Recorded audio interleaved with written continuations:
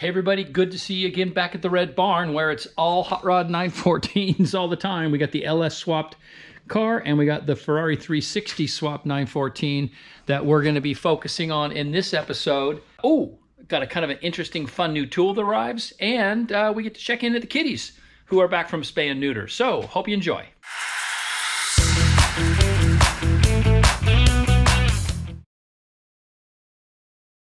So in the last video, I only showed this underpiece after it was all done. And, you know, since this is documentation for the build, I figured I might as well cover doing the other side. So here's the piece, just to give you an idea of how I did it. So like I said, I bent up, this is obviously a mirror image, but you can see I bent up this little 90 plug weld holes for going up the long, and then it's primed everywhere. Just knocked off a little bit of the primer on all the welding surfaces. And the way this fits is, if I can do this all at once, you can see that I trimmed this up a little bit, marked out where the plug welds are going to be, and knocked the paint off of that. And again, even weld through primer, you don't weld through the primer. They don't really want you to do that. But here you can see this sits, I can't really hold and film at the same time, but you get the idea. And then those plug weld holes will go up the longitudinal, and that 90 means that I'm welding on a flat surface, and I can more simply and easily sand that weld down and have it disappear, and have that look, you know, have that bent radius edge. So anyway, that's how that goes on there. So I'm just going to go ahead now and get this tacked on, and then TIG weld it all in place, and this side will be done.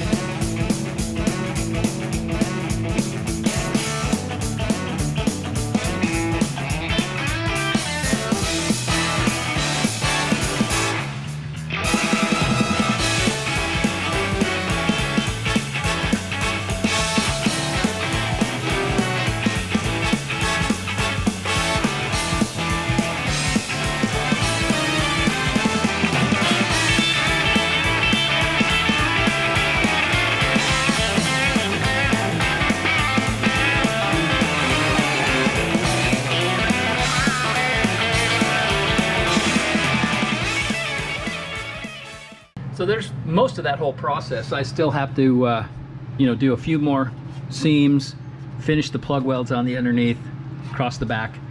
But that gets, you know, that now you can see how this side was done, right? So there's a weld seam that's, you know, I don't know, 3/8 of an inch up, just like there was there. But that tidies that thing up really nice and really finishes it off in a way that I'm happy with. All but wrapped up. Turned out good. Now to finish up this backside seam weld of this reinforcing plate, and it's easier to get to the plug welds from this location, so I'm going to go ahead and finish this up.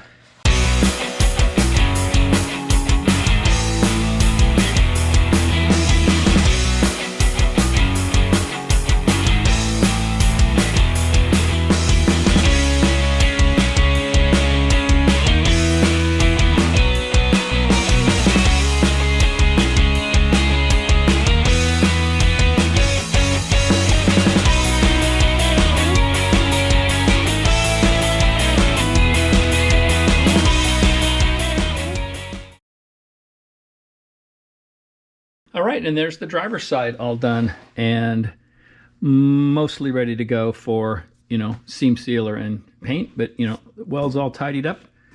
And yeah, that turned out pretty good too. So now we've got a little bit of a match set there on those suspension consoles. Other than the battery box, which I think I'm back to wanting to put it here, just because the battery cables are not insignificant in terms of weight, and if I put the battery at the front, I gotta run those two big cables back to the ECU. I gotta run one small cable to the PDM, which is not that long, but then I got to run a starter cable from the battery all the way back to the starter. And if the battery's right here, it's a lot less overall weight.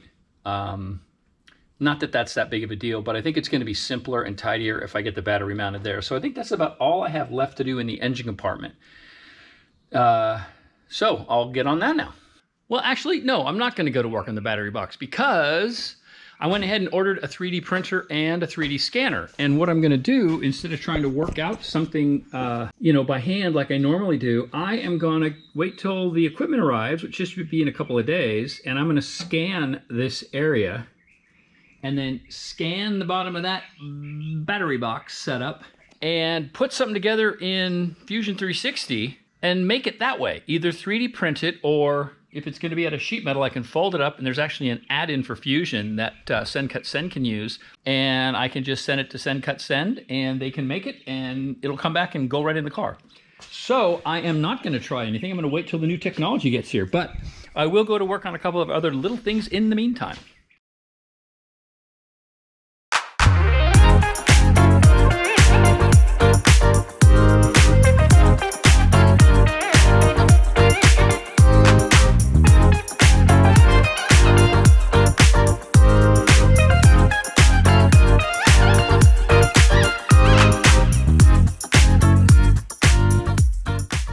All right, well, I learned something every day. I never paid attention before, but I realized as I was doing this that if you don't pay attention as you're snugging this riv nut down onto the nose, that's what this piece is called, this replaceable nose, depends on which size riv nut you're using. But if you don't pay attention to the angle that this thing's coming in at, it can get offset slightly, and it can cause the center of the thread, when it's being pulled into this position, it can cause it to pull to one side. So it's real important to make sure your nose is screwed all the way down, and then make sure that the riv nut is centered on here. And so I'm going to center that, put a little bit of tension on it for the first pull, and come back over here. Pay attention to keeping it square to the item that you're putting it in, and pull, or squeeze as the case may be.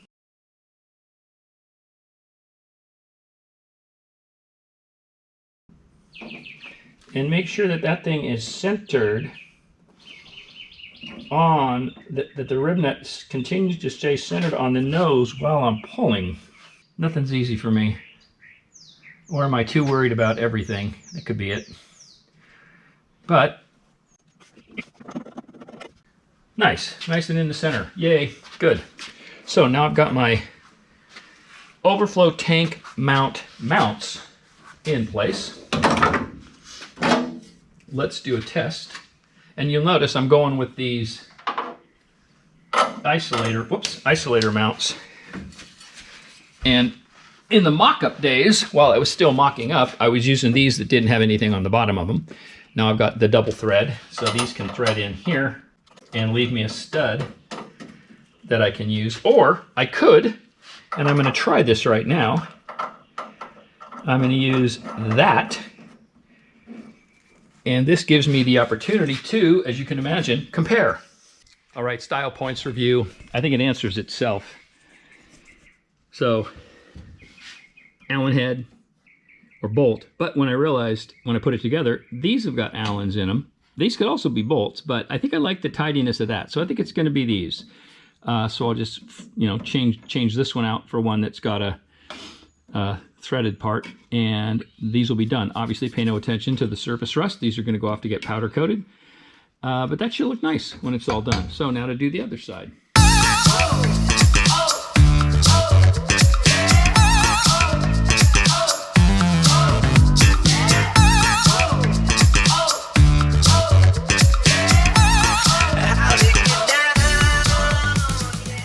They're now fitted. They're not tightened down, but all the mounts are done. And again, yeah, this one's all bolts. So I do think I like that better. You know, we'll see. I'll screw around with that a little bit later, but yeah, that's just one less thing to do. Welcome to the world of 3D printing at the Red Barn. So I didn't even bother putting this thing on any kind of stand. I was too excited to try to get it fired up. I didn't bother with an unboxing and a setup and all that great stuff. There's a million of those videos out there on YouTube. But I got myself a Bamboo Labs H2D, and I wasn't even going to bother showing any of this sort of like in-process stuff. But I am going to show you because I had no idea how fast these things ran. I don't know why. It doesn't surprise me now that I'm seeing it, but my goodness gracious, this thing is just ripping along. And what this is, I haven't done any, well, I did a little bit of a change to the design, but this is the little trim ring, the door, my door bar support, the vertical stands, the little trim rings at the base. And I just figured I wanted to get something printing just because I'm excited to try the new tool. And again, I mean, it is super fast. I had no idea. Now, I will also tell you that I set it up to be half the material layer thickness of standard, because I want to see just how smooth a surface I can get on this part. Anyway, if you can't tell, I'm very, very excited about this. So I'm gonna go ahead and let this thing run, and I will show you the finished result as soon as it comes out. All done. Took 24 minutes, and I have already popped it off of here. It just was a little bit of a boink, and it popped right off. But look at the finish on this thing. I mean, there are almost no layer lines in this thing at all. I am shocked. This is so cool. And here's one of the differences in this version of the design. The old version, which you can see here, has fasteners that you have to insert a nut and then you put the screw through the other side. But on this one, what I've done is I've made it so I can insert they're heated threaded inserts that you put on the sort of the tip of a soldering iron, and you press them into these holes and they're blind, right? So when this is in the car, I'll face the fasteners from the inside, but you won't see any fasteners anymore. And wow, this is really, really impressive stuff. And this is just like right out of the box with, I only bought, 2 spools of material just to kind of get it, give it a try. And man, how cool is this? I can't wait to see what I can make with this thing.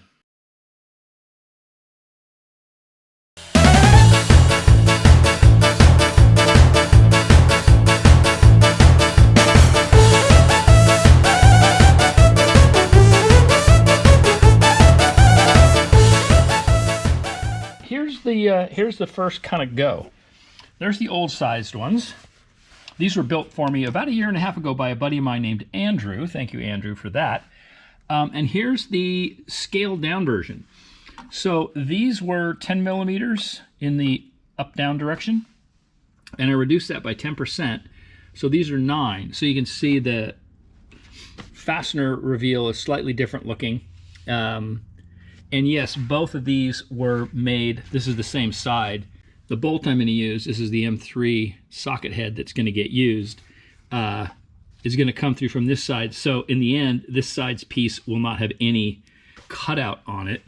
But you can see it's a lot less bulky looking, which was exactly what I was going for. So I'm going to call this a success. I still have to work out the other side and get the hardware figured out, that heat insert.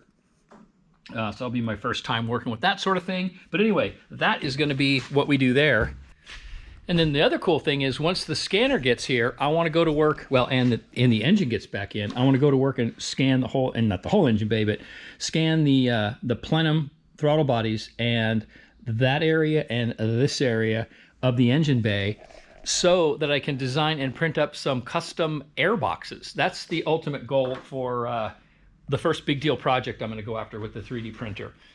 And that means I better up my modeling skills, and I still have to learn how the scanner works and converting meshes to bodies and all that other fun stuff. But there's tons of videos out there about how to do all that stuff, so I have every confidence I can work that stuff out. So a couple of new things going on here at the Red Barn. And with that, I want to call it for this episode and ask everybody, please like, share, subscribe, leave me a comment, question down below, all that good stuff. And oh, hang out for just a second and we'll get you a quick kitty update. They're back from spay and neuter. Everybody's doing great there. So until next time, everybody take care, and I appreciate y'all watching. Bye-bye.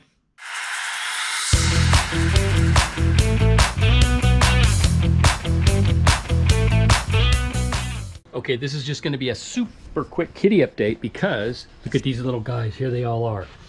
There's Rave and Shindig and Bash. Those are the boys. And here's the girls, Fiesta and Jubilee.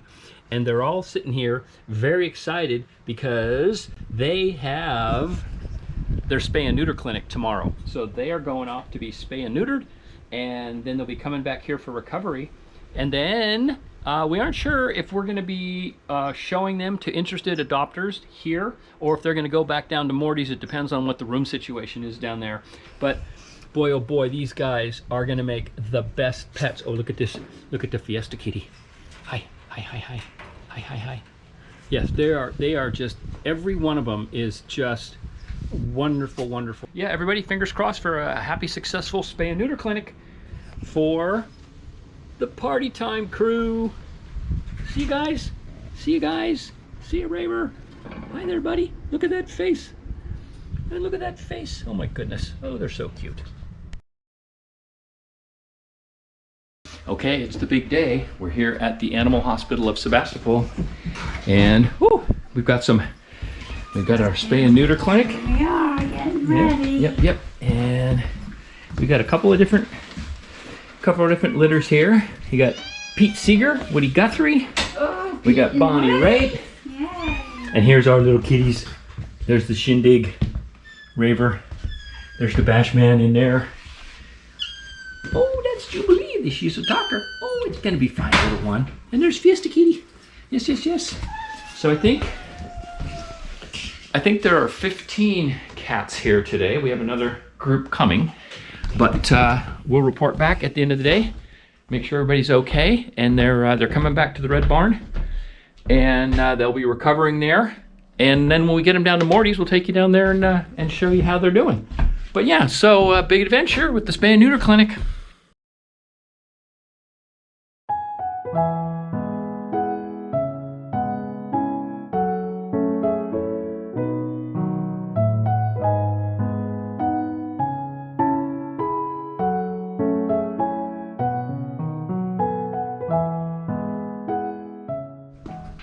And look at that, after recovery, a couple days later, actually they were fine when they got home. They were maniacals, still kind of a little drunk feeling, but they were running around like nothing had changed.